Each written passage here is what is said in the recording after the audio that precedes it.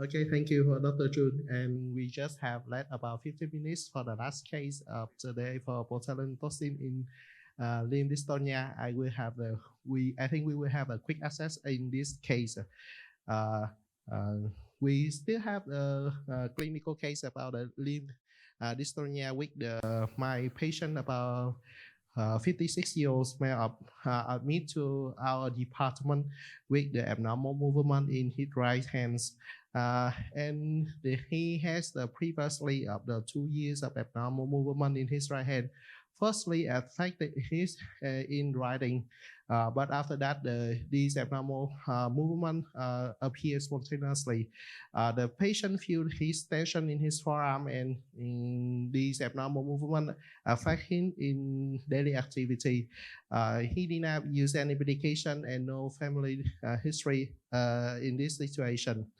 And you can see in this video, the patient had the abnormal movement in his right hand. You can watch this video. Yeah.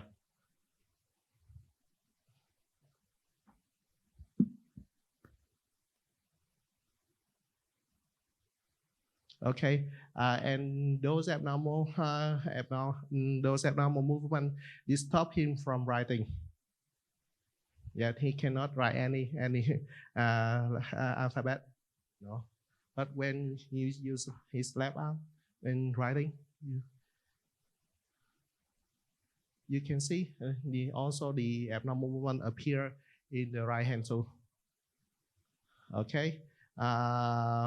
Okay, can you describe those abnormality for me? And in this situation, it's also easy for us to approach the phenomenology is the right hand dystonia. And in this, he just only appear the dystonia on the focal hand. Therefore, we use the Dystonia rating scale for evaluate the severity of his dystonia. And he has the dystonia posture of the extension on the thumb and the other fingers, and maybe a little bit in the wrist. And the latency of dystonia affect even in the first syllable when he's writing down, and the effect is too much in his writing speed. Therefore, we calculate the severity of the Dystonia rating scale with the mark of 6. And therefore, because of his severity of the focal hand dystonia, therefore he has the indication for injections of botulinum toxin in this situation. And also like the treating for cervical dystonia, we still approach with the muscle selection, the anatomy of those muscles, and the size of the door in this situation. And in that muscle selection, we can base on the history of the patient, examination of the patient of the abnormal of the hand posture. You can focus on the abnormal movement of the finger, the wrist, and the forearm, maybe in the shoulder of the patient in some rare situation. Because of the patient maybe has some the abnormal compensatory movement for that dystonic muscle. Therefore, in some situation, we can use the minor movement or minor dystonia to more exclusive dystonia.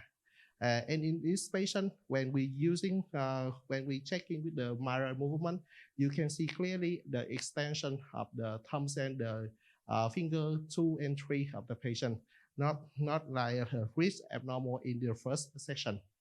Okay, and therefore we will choose the muscle for the fingers and the thumbs mainly.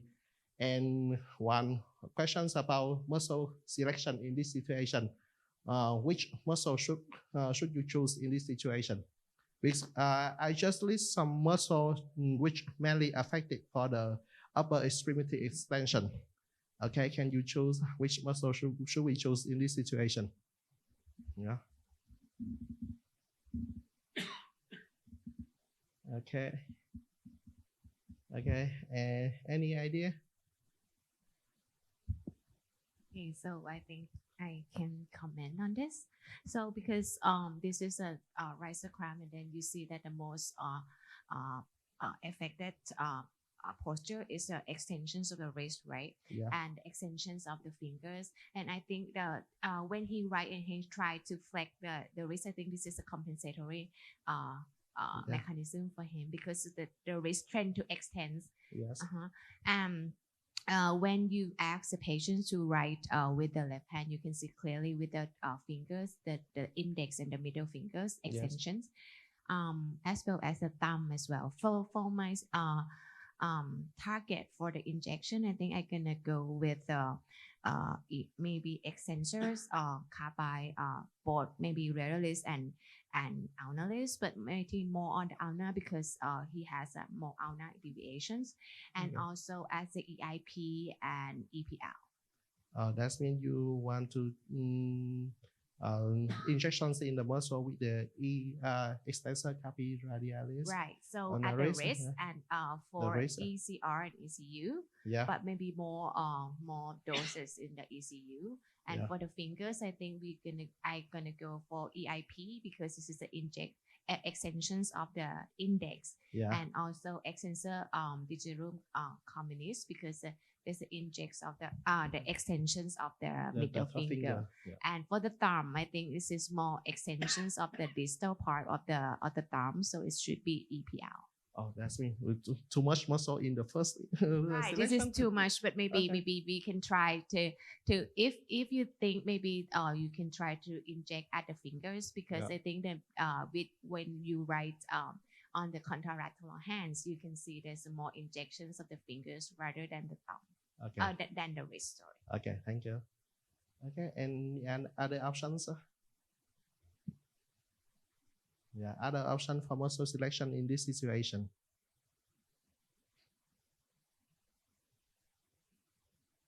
Yes, actually, I totally agree with you because the patient has the abnormal movement at his wrist, finger, and his thumb. We can select those of the muscle affected by ECR, ECU, EIP, and most maybe the EPL is okay for selection for treating those muscles. But in our experience in treating upper limb dystonia, we usually just choose some muscle, usually 2 or 3 muscle at the beginning, at the first injection.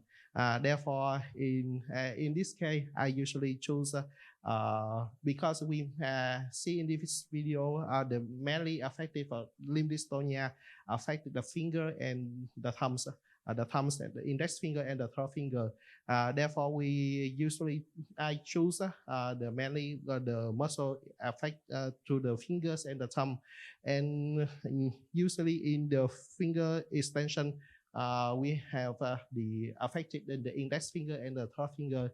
Therefore, EDC is the most appropriate in this situation. But in some cases, the EIP. Because it has the muscle selection in the patient has the index finger into extension. In some cases, we can consider EIP in those association with the index finger to extension. And how about the thumb extension? We see in the video not only the proximal extension, but the patient had the distal joint extension. Therefore, we can have the choose the EPL, that means the extensor pollicis longus, or the adductor pollicis longus in this situation. Between those two muscles, because of the EPL, the more affected in the extensor limb dystonia. Therefore, firstly, I will choose the EPL in this situation for the muscle injection. And about the EDC in this situation, because EDC not only extend of the finger, but it can have extend the wrist also.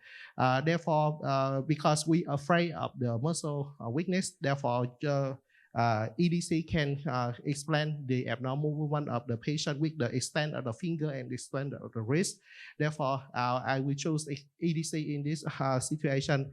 And we usually injection site at the 1/3, the first and the second third at the this point in this situation. At this point for the injection of the EDC. one notice about the injection in the EDC that is proximal to the other muscle of the flexor extensor capillaris, therefore easily to the muscle weakness. Therefore, we not checking clearly in the injection with the ultrasound or the EMG for not to injection to proximal to the extensor capillaris. Yeah, in this situation. And about the extensor pollicis longus, and we have see the patient has the extensor of the distal thumb. Therefore, I will choose in the extensor pollicis longus in this situation. And as Dr. Chung has just presented with the limb dystonia for the injection in the extensor pollicis longus, we usually inject it in the distal 1/3 of the forearm in the supinated position. It's a deep muscle. Therefore, in this situation, we use the ultrasound and the EMG also for treating in this situation. And how about the EIP? EIP just only use the extent of the index finger, but in some situation, it can extend the index finger together with the EDC. EDC. Therefore, in my patient, the patient not only affected with the index finger, but he affected the third finger too. Therefore, because of the muscle selection, afraid of the muscle weakness, and in this the first injection, I don't choose. In my experience, I don't choose the EIP in this situation, and so that I just only choose the two muscle, that's the EDC and the EPL in the first injection of the limb dystonia. And how about the dose? Is also in the textbook with the finger flexor, the wrist or the hand intrinsic muscle, and we usually has the dose also in the textbook, and we usually start with the lowest dose as possible to prevent the muscle weakness, because one of the adverse effects in the limb muscle dystonia treatment with botulinum toxin that makes the patient that not keep continue for injection in the hand muscle weakness. Therefore, we usually choose the lowest dose with the doses. Therefore, in this situation, we choose the two muscle, and the total dose is 15 units in my patient.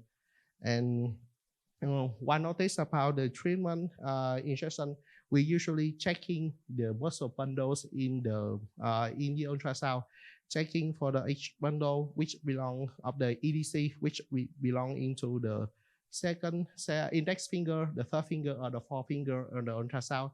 And then next, we use the EMG in combination with the ultrasound muscle for checking the exact bundle that we need to control the muscle abnormal activation. Yeah. When we stimulation on the EMG, you can see that just small stimulation that can cause the abnormal of the index finger and the third finger in the EMG.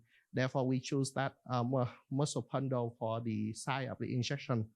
For the EPL injection, that's the same manner for the checking of the muscle. But in that situation, we can use the stimulation of the EMG or by the patient for checking the muscle activation. And in this situation, we checking for the patient activation of the thumb. Therefore, we can see the abnormal movement on the EMG, and therefore in the EPL. And after 1 month of the treatment of the botulinum toxin, the patient cells evaluation that he can write by himself, and about the 70% of the improvement. But however, in our evaluation, the patient have a little bit wrist extension. Wrist extension, sometimes a little bit extension in the index finger. Therefore, maybe we can follow up for the effectiveness of the botulinum toxin. And if the patient will not improve for the next follow-up, we can choose the wrist extension muscle like Dr. Butterman have just recommended, or the other muscle. Okay. Okay, thank you so much. Thank you so much for your attention.